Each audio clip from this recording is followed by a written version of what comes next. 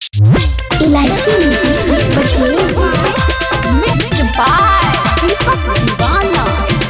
India gate पर का बेटा फोटो खींचबो, दुकान में का हम झंडा खिल देबो। चुप चुप रे बेटा चुप चुप रे बाबू चुप। 26 जनवरी एले तोरा संग बेटा जेबो, दुकान में जाकर झंडा किन देबो। नुनु चुप चुप रे बेटा चुप चुप रे बाबू चुप चुप रे बाबू चुप चुप। इंडिया गेट पर जाकर बेटा फोटो खींचबो, दुकान में जाकर हम झंडा किन देबो। नुनु चुप चुप रे बेटा चुप चुप रे बाबू चुप चुप रे सोना चुप चुप।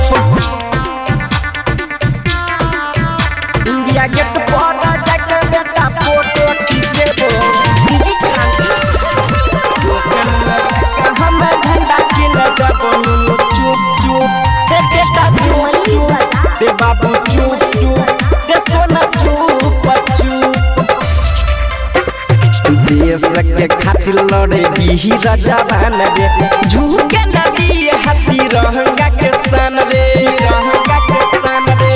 देश के खातिर लड़े छे जवान रे, झुके नदी हाथी रहंगा के सन रे, रहंगा के सन रे।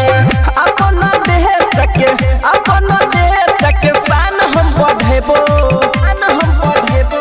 संग संग जेबो तोरा सबसे हम मिलेबो। नुनु चुप चुप रे बाबू चुप चुप रे बेटा चुप चुप रे सोना चुप चुप।